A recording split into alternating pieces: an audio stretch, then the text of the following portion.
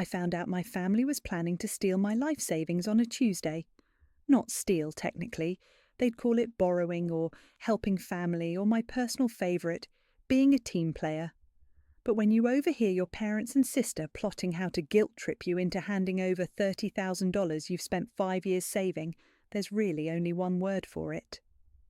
My name is Hazel, and I've been the family ATM since I was 16 years old. I wasn't supposed to be home that afternoon. I told them I was working a double shift at the hospital. I'm a medical billing specialist during the day and do freelance bookkeeping at night, but my second job cancelled last minute. I came home to my apartment, the one I still rented in the same complex where my parents lived 2 buildings over, and heard voices through my kitchen wall. The walls in these places are paper thin. I'd complained about it for years.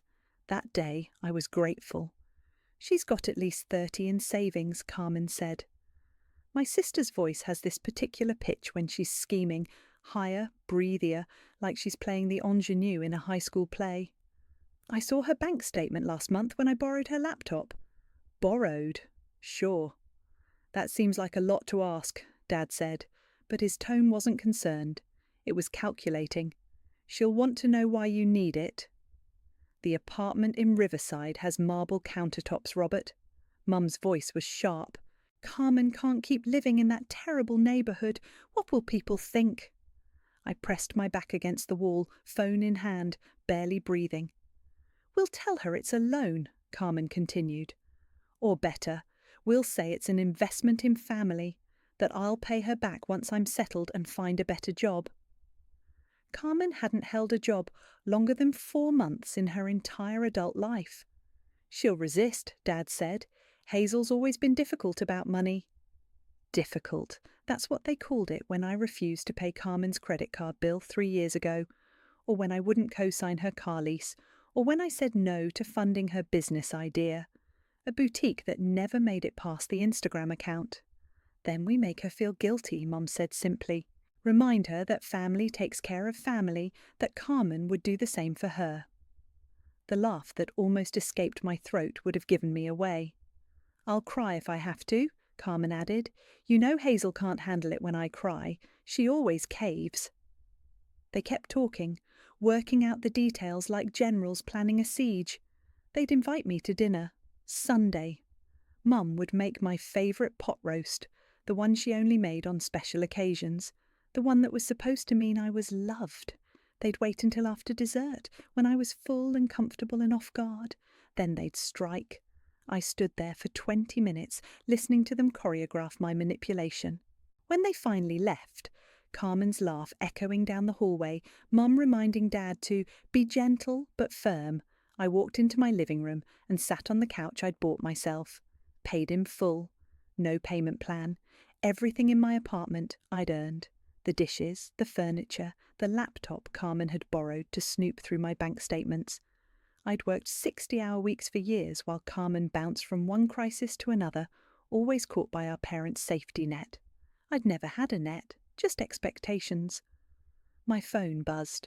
"Mum. Dinner Sunday. Haven't seen you in weeks. Making pot roast. 6 p.m. I stared at the message for a long time. Then I smiled. They thought I was saving for nothing. Just hoarding money because I was difficult and selfish and didn't understand what family meant. They had no idea I'd been planning my escape for 8 months. The duplex closing was in 6 days. I texted back, "Sounds great. Can't wait. Should I bring anything?" Mum's response was immediate. "Just yourself, sweetheart." Sweetheart, she only called me that when she wanted something. I set my phone down and opened my laptop. The folder labelled New Property contained everything. Inspection reports, mortgage approval, insurance documents. My lawyer Sadie had helped me set up an LLC to hold the property. Airtight, untouchable.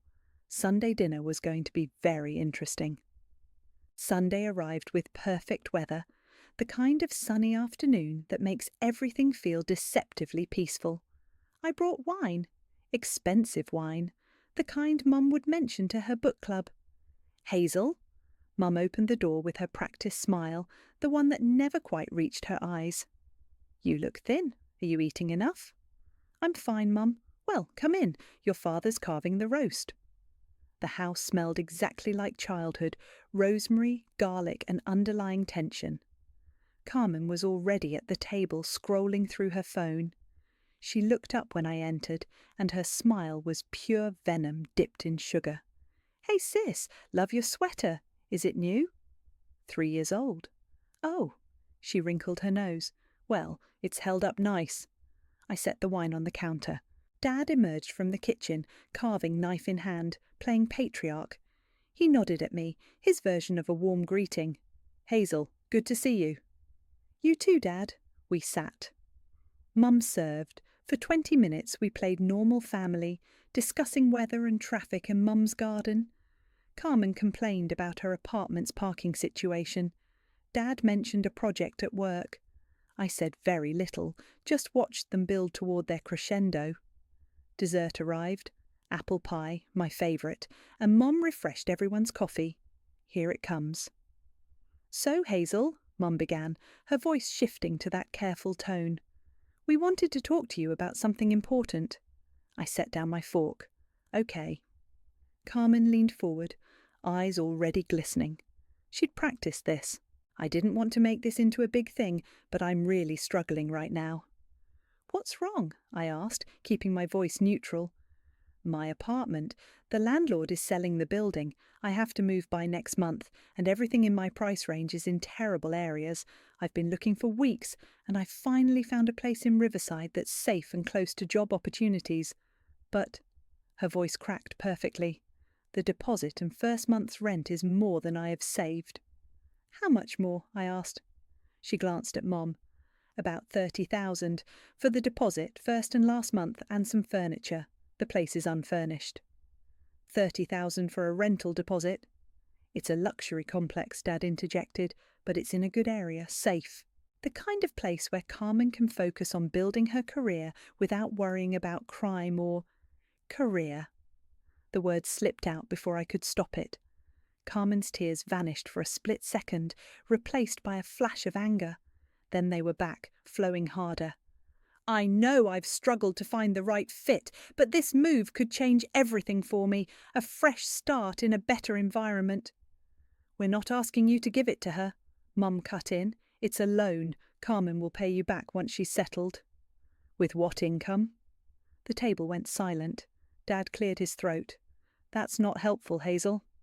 "I'm just asking a practical question." "You're being hostile," Mum said, her voice tight. "We're trying to have a family conversation, and you're attacking your sister." "I asked how she'd repay a $30,000 loan." Carmen sobbed into her napkin. "I knew you'd be like this. You've always resented me." "Carmen, ever since we were kids, you've acted like you're better than me because you're good with money.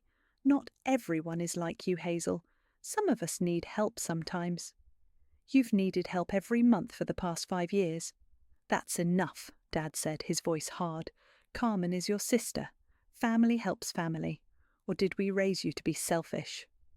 There it was, the word they always used. Selfish. Mum reached across the table, trying to take my hand. I pulled back. "Hazel, honey, we know you've been saving. You work so hard, and we're so proud of you." "But what are you saving for? You're 30 years old, still renting that little apartment. You don't travel, you don't go out. What's the point of having money if you don't use it to help the people you love?" Carmen peeked over her napkin, watching me. I took a slow breath. "You're right," Mum blinked. "What?"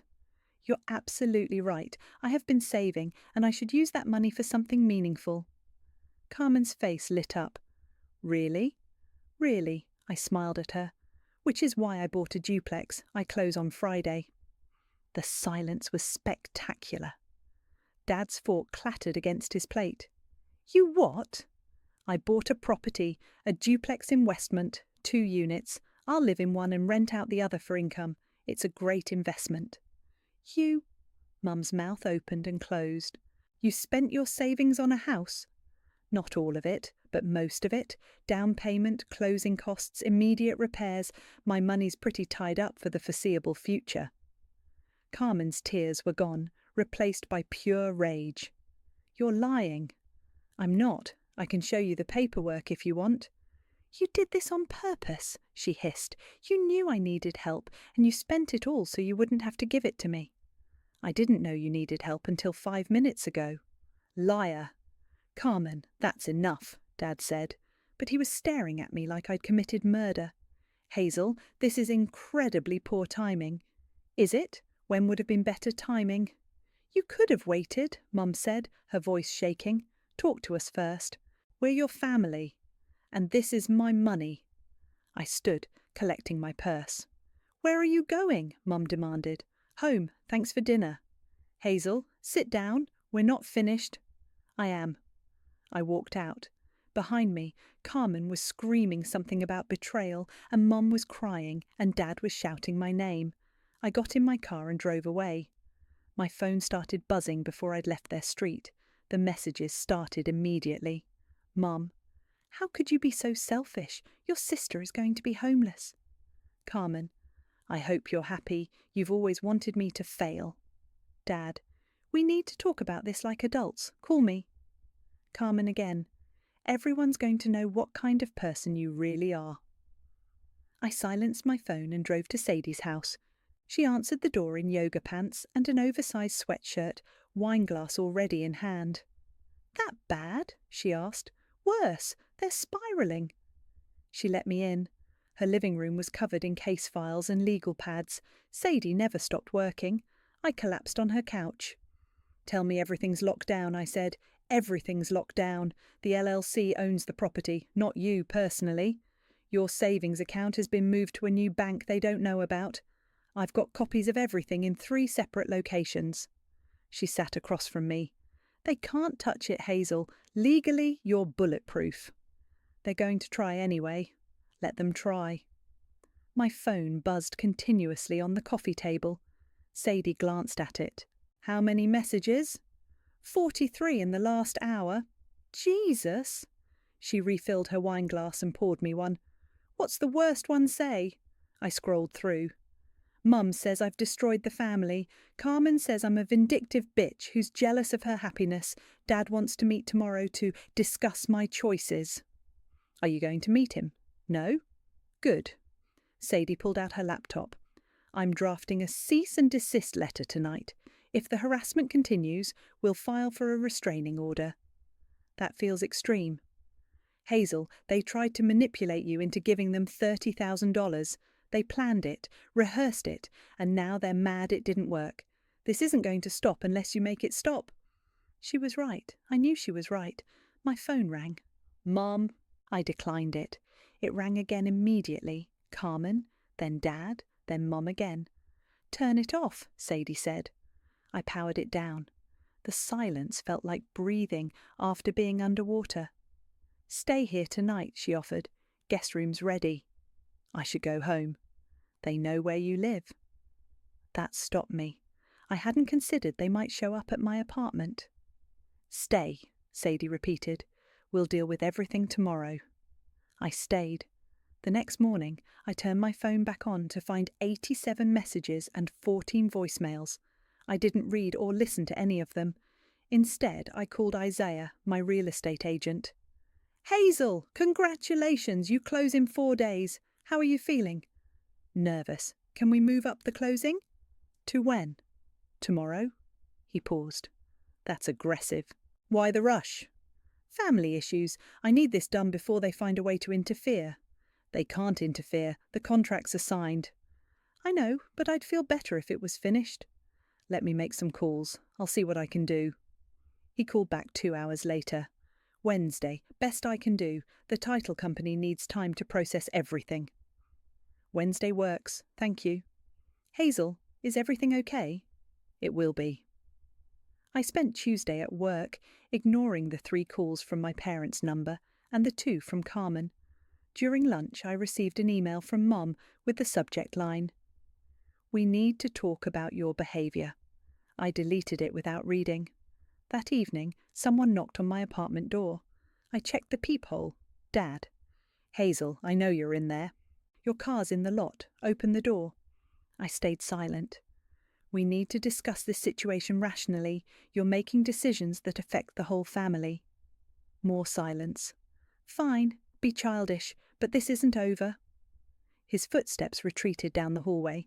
My phone buzzed with a text from an unknown number. Better enjoy your little duplex while you can. I screenshot it and forwarded it to Sadie with the message. Add this to the file. Her response was immediate. On it. That's a threat. Document everything. Wednesday morning, I met Isaiah at the title company. The closing took 90 minutes. Signatures, initials, wire transfers, keys. When it was done, I held 2 sets of keys in my hand. Congratulations, Isaiah said, shaking my hand. You're officially a property owner. Thank you. For everything. My pleasure. When are you moving in? This weekend. I drove to the duplex, my duplex, and walked through both units. The place needed work, but it was mine. Completely, legally, undeniably mine. I took a photo of the keys and sent it to my family group chat with one word, done. The responses came within seconds. Carmen, you're dead to me. Mum, how dare you? Dad, we're coming over to talk about this face to face. I typed back, no, you're not. Any further contact will be considered harassment. My lawyer has been notified. Then I left the group chat. My phone immediately started ringing. I blocked all 3 numbers. The silence was beautiful. I sat on the floor of my empty living room, sunlight streaming through the windows, and finally let myself smile. Then my phone buzzed with a text from a number I didn't recognise. This isn't over, Hazel. Not even close. The social media campaign started that night. Carmen posted a long, tearful story on Facebook about her cruel, heartless sister who abandoned her in her time of need. The post got 43 sympathetic comments within an hour. Aunts I hadn't spoken to in years were suddenly messaging me, asking if I'd really refused to help my sister avoid homelessness. I didn't respond to any of them. By Thursday, Carmen had escalated to Instagram stories, crying videos about family betrayal, vague posts about narcissistic siblings, and carefully curated photos of apartment listings in dangerous neighbourhoods she was supposedly being forced to consider. My co-worker showed me during lunch break. Hey, isn't this your sister? I glanced at the screen. Carmen, tears streaming, talking about how some people hoard money while their family suffers. Yeah, that's her. Is this about you? Probably. Damn, that's rough. I went back to my desk and found an email from an address I didn't recognise. Subject line, you should know the truth. I almost deleted it. Instead, I opened it. Hazel, my name is Erin. We met briefly at your sister's birthday party 3 years ago. I was Carmen's roommate before she moved out and stuck me with 2 months of unpaid rent. I saw her posts about you and I thought you should know you're not the first person she's done this to. Call me if you want to talk. I have receipts. A phone number followed. I stared at the email for 5 minutes before forwarding it to Sadie. Her response, call her. I called during my afternoon break. Hazel? Erin's voice was cautious. Thanks for calling. I wasn't sure you would. Your email said you have receipts. Right to business. I like that. She laughed, but it was bitter. Look, I don't know what Carmen's told you about why we stopped being friends, but I'm guessing it wasn't the truth. She said you had a falling out over a guy. Of course she did. The actual story is that she lived with me for 8 months, paid rent exactly twice, maxed out a credit card she opened in my name, and then moved out in the middle of the night owing me $4,000. My stomach dropped. She opened a credit card in your name? Forged my signature on the application, used my social security number.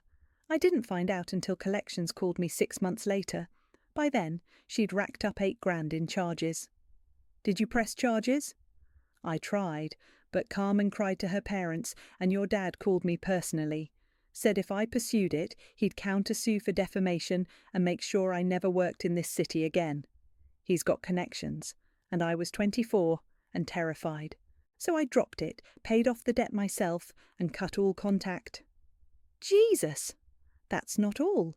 She did something similar to another friend, filed a false police report claiming the friend stole her laptop to get out of paying back a loan. The charges were dropped eventually, but it cost that girl thousands in legal fees. Why are you telling me this now? Because I saw her posts. I know what she's doing to you, and I'm tired of watching her destroy people and walk away clean. Erin's voice hardened. I've got bank statements, text messages, copies of the credit card application with her handwriting. If you need ammunition, I've got it. Can you email me everything? Already done. Check your inbox. The files arrived as we spoke. Dozens of documents, screenshots, bank records. Evidence of a pattern spanning years. Erin, thank you. Don't thank me yet. Your sister is vicious when she's cornered, and from what I can tell, you just backed her into a corner. We hung up. I forwarded everything to Sadie with the subject line. You need to see this. She called immediately. Hazel, this is fraud. Multiple counts. If even half of this is verifiable. It's all verifiable. Erin kept everything. Your sister could face criminal charges. Good. Sadie was quiet for a moment. Are you sure you want to go down this road? Once you start, there's no taking it back. I'm sure. Okay, I'll start building a case. But Hazel, this is going to get ugly. It's already ugly. That evening, I received a call from an unknown number. Against my better judgment, I answered. Hazel, it's Flynn, Carmen's boyfriend. I almost hung up. What do you want? I need to talk to you, in person. It's about Carmen. I'm not interested in... She's planning something bad. Please, just meet me for coffee, 20 minutes. Why would you warn me? Because I'm not going to be part of it anymore. I'm done. His voice cracked. Please, tomorrow morning, the cafe on Maple Street, 9 a.m. Fine, 20 minutes. Thank you. He hung up. I immediately called Sadie. Don't go alone, she said. I'll come with you. He might not talk if you're there. Then I'll sit at another table, but I'm coming. The next morning, Flynn was already at the cafe when I arrived, looking like he hadn't slept in days. Sadie took a table by the window, laptop open, pretending to work. Flynn stood when he saw me. Thanks for coming. You have 15 minutes talk. He pulled out his phone and slid it across the table. Carmen's been planning this for months. She knew you'd say no to helping her, so she came up with a backup plan. I looked at the screen. Text messages between Carmen and Flynn. If Hazel won't give me the money, we'll take it another way. My blood went cold.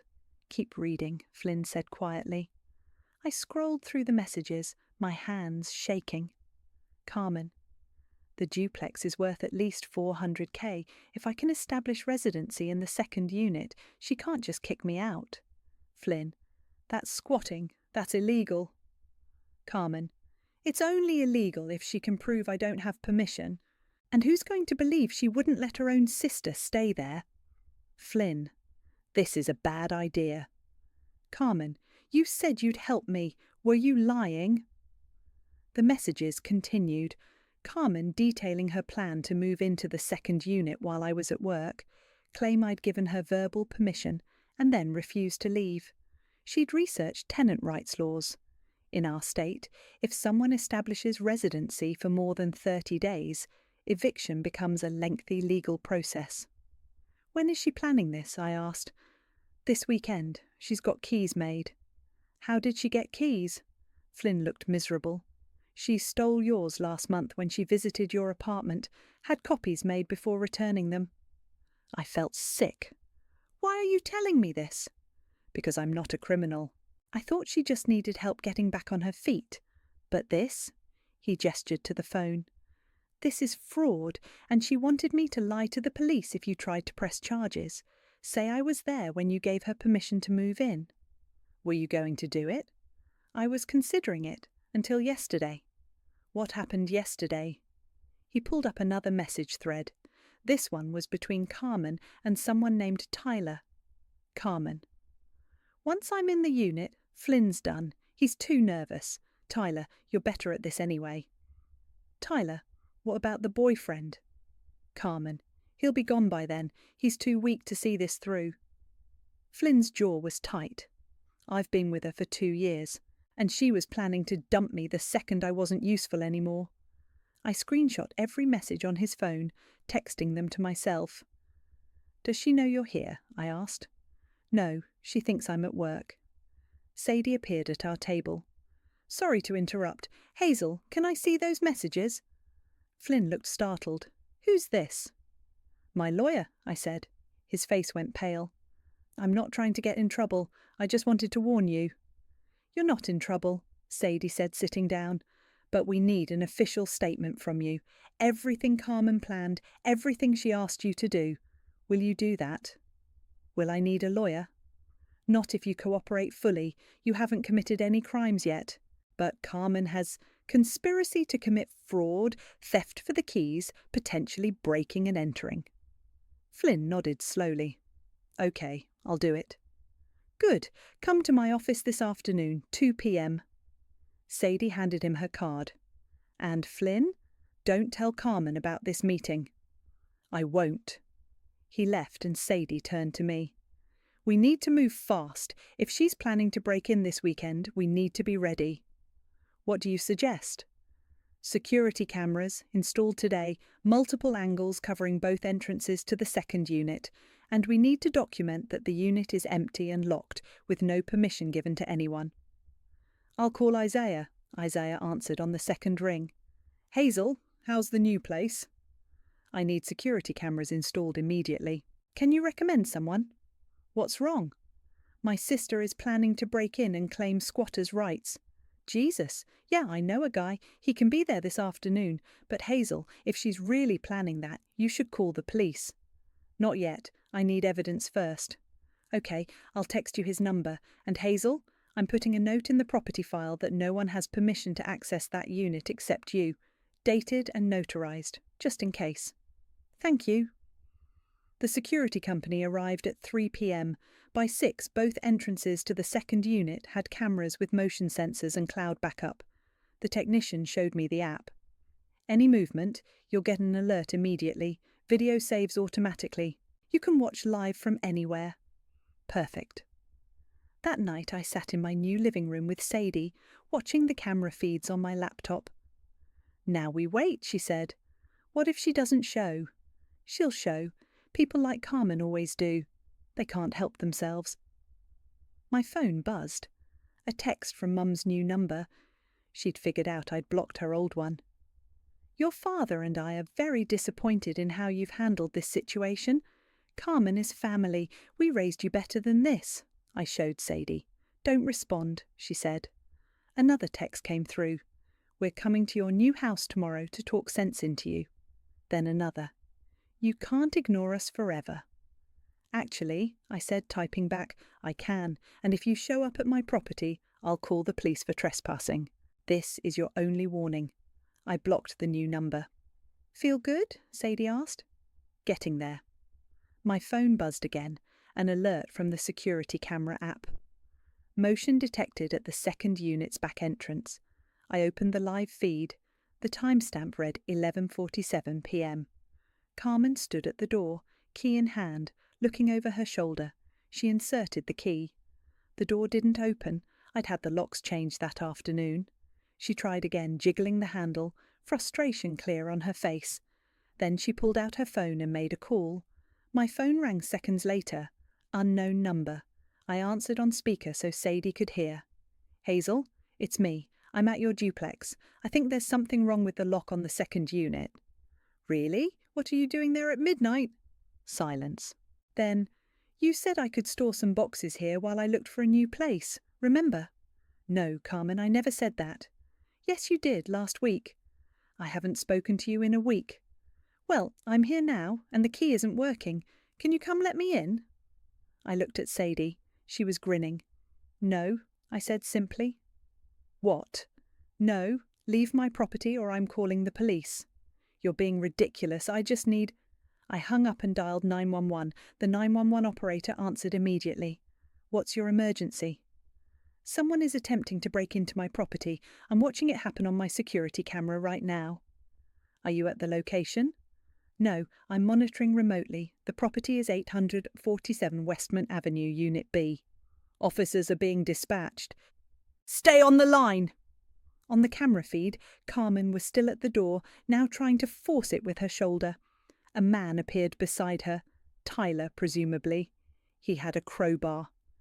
They're attempting to pry the door open with a crowbar, I told the operator.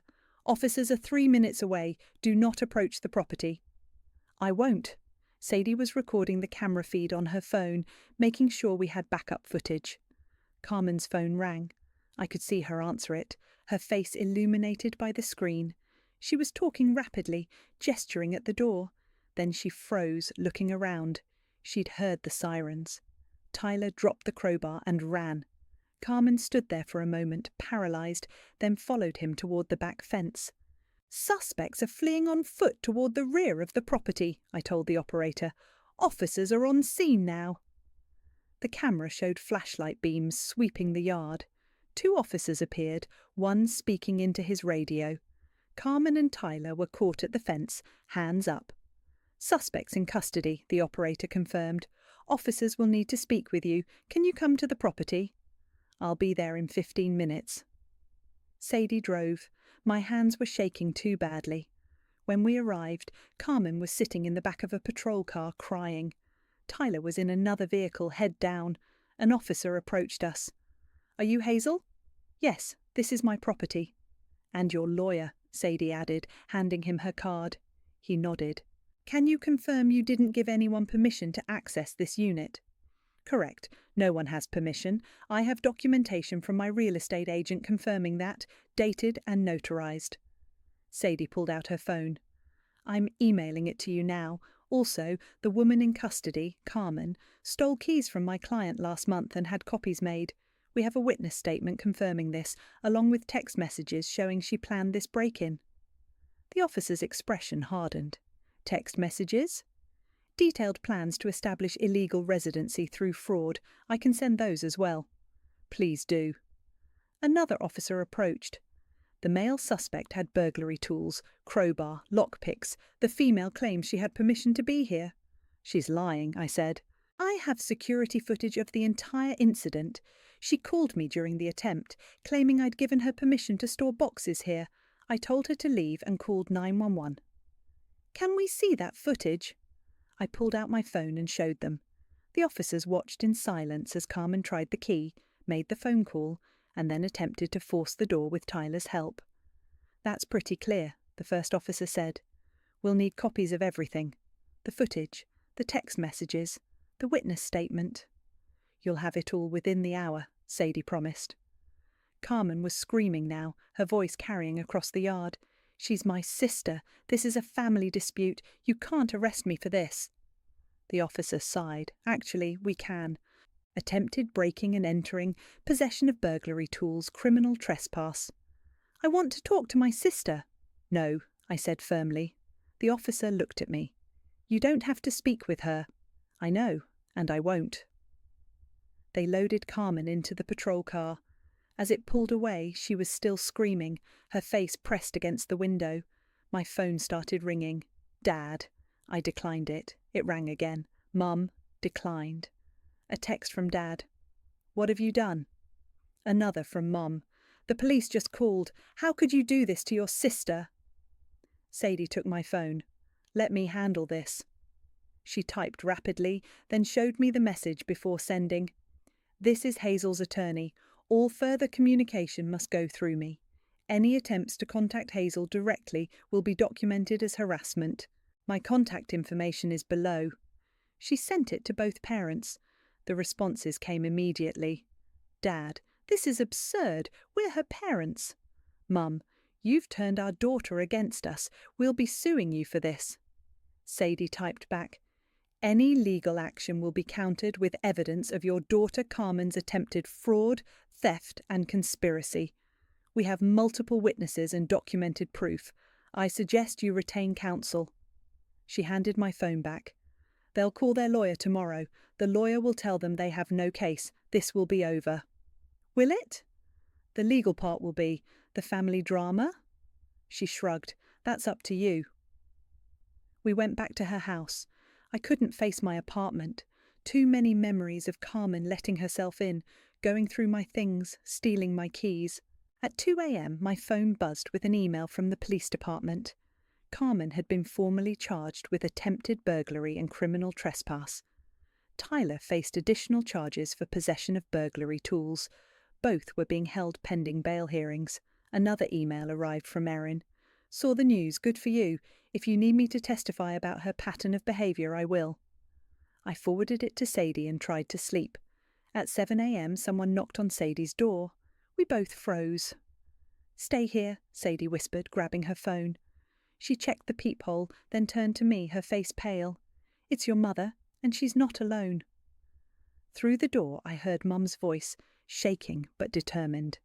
"Hazel, I know you're in there. We need to talk, please. There's something you need to know about Carmen, something we should have told you years ago." Sadie looked at me. "Your call." I stared at the door.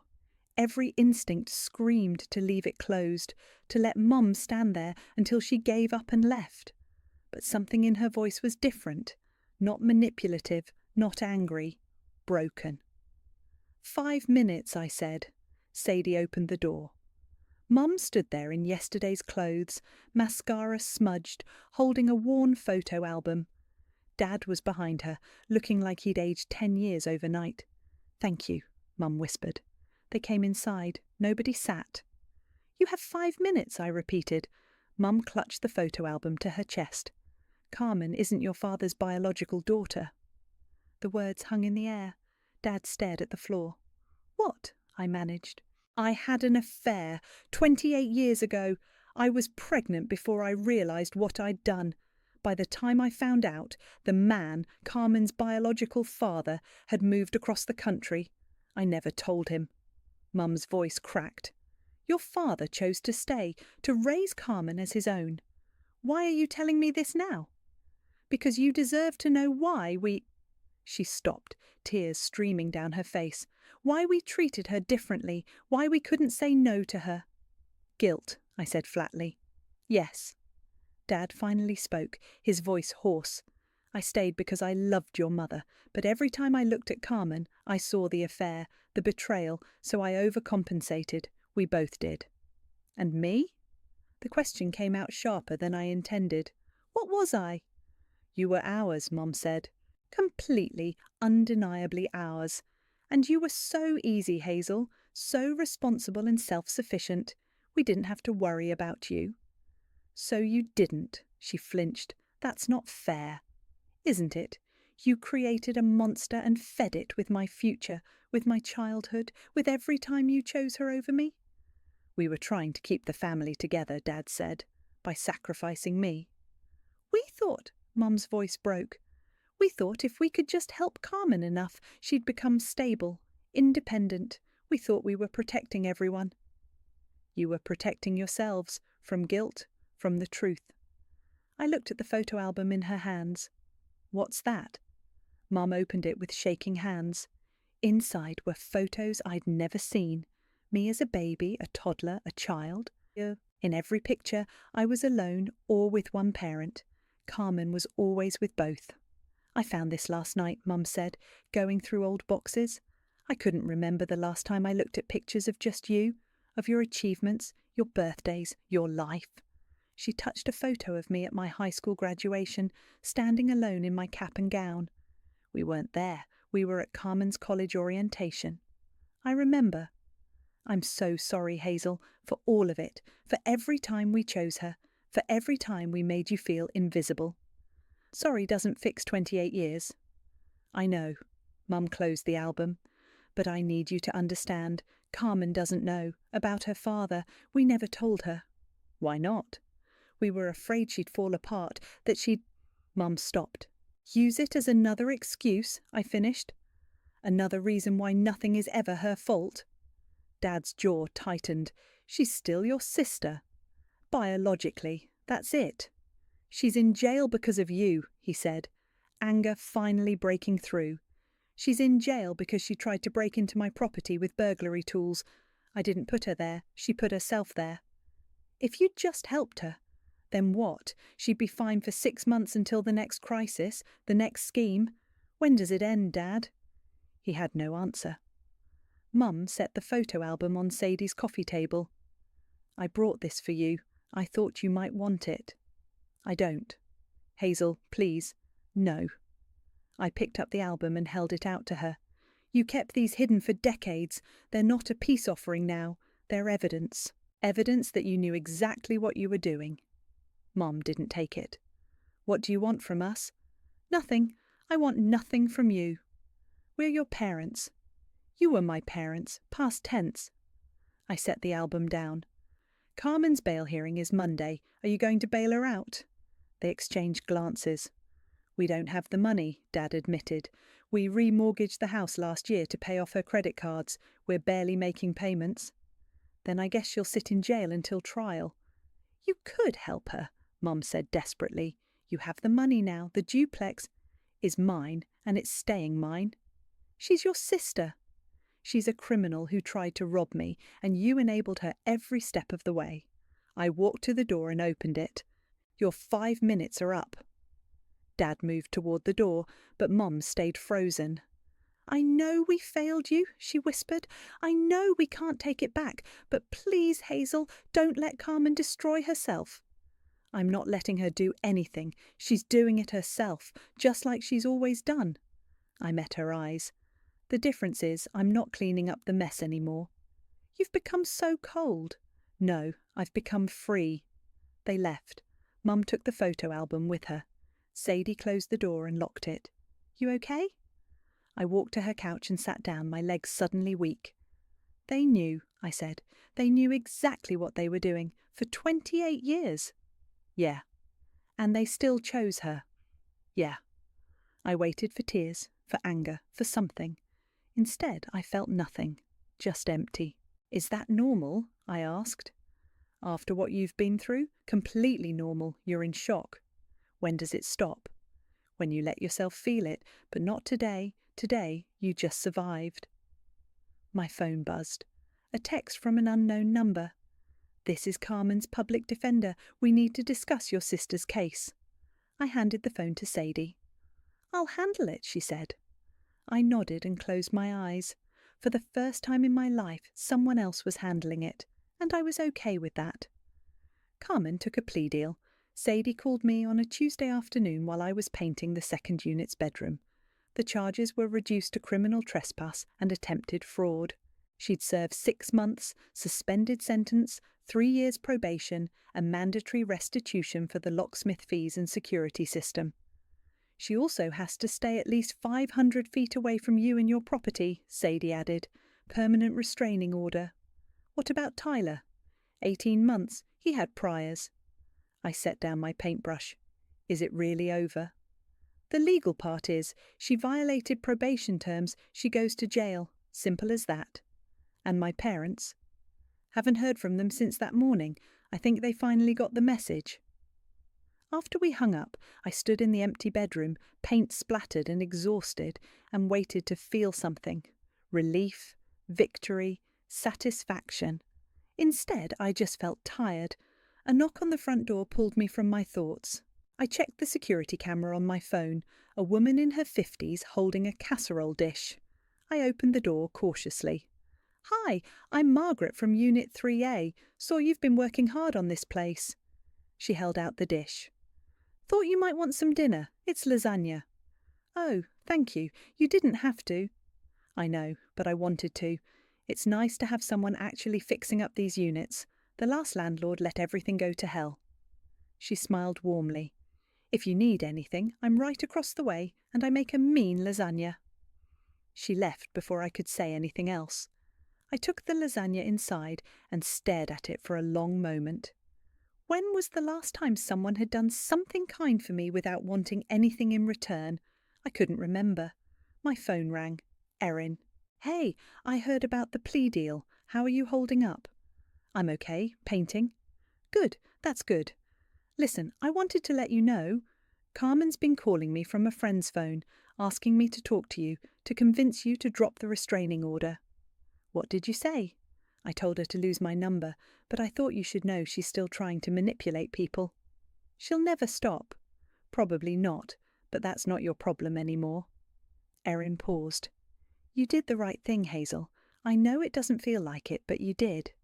Thanks. Mean it. You're braver than I was. We talked for a few more minutes before hanging up. I ate Margaret's lasagna straight from the dish, sitting on my living room floor, and it was the best meal I'd had in months. The next morning, I found an envelope slipped under my door. No return address. Inside was a check for $4,000 and a note in handwriting I didn't recognize. Hazel, this is the money Carmen stole from me years ago. Your dad paid it yesterday, said it was the least he could do. I don't know if this is an apology or guilt, but I thought you should know. Erin's friend, Jessica. I stared at the check for a long time. Then I deposited it and donated the full amount to a women's shelter. 2 weeks passed. I finished painting, installed new fixtures, and listed the second unit for rent. Applications came in within days. I chose a single mother named Keisha with a 6-year-old daughter. She cried when I approved her application. Thank you. You have no idea what this means. The last 3 places rejected me because of my credit score. Fresh starts are important, I said, handing her the keys. She moved in on a Saturday. Her daughter Mia immediately loved the small backyard. I watched them from my window, Mia chasing butterflies while Keisha unpacked boxes, and something in my chest loosened. This was what I'd been saving for. Not revenge, not even justice. Freedom. Sunday morning, I found cookies on my doorstep with a note. Thank you for giving us a home. Keisha and Mia. I ate one with my coffee, sitting on my porch, watching the sunrise. My phone buzzed. A text from Mum's number, a new one I hadn't blocked yet.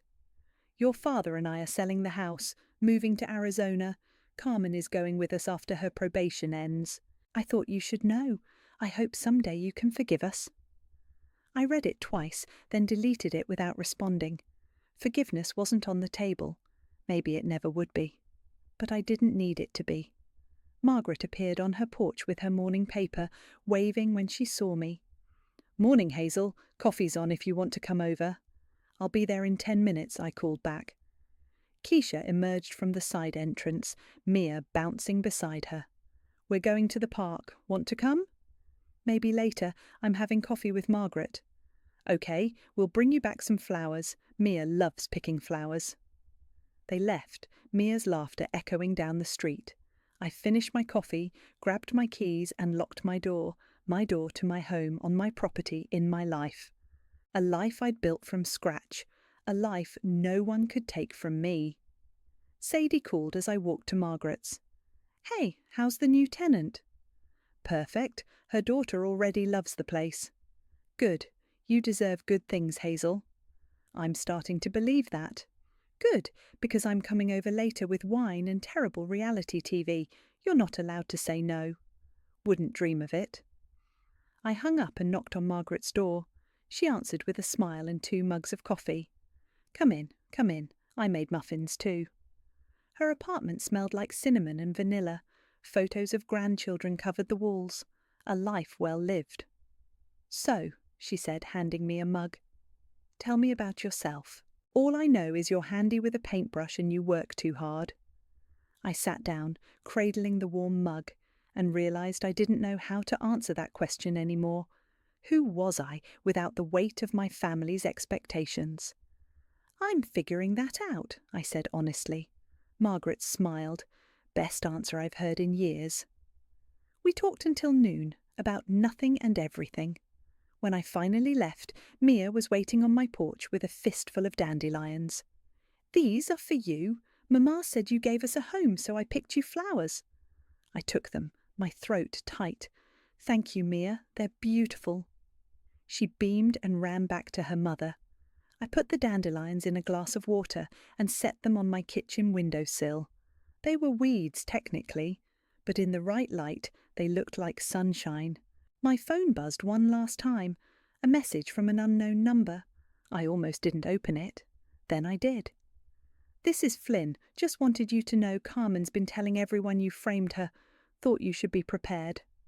I typed back, let her talk. The truth is documented. His response came immediately.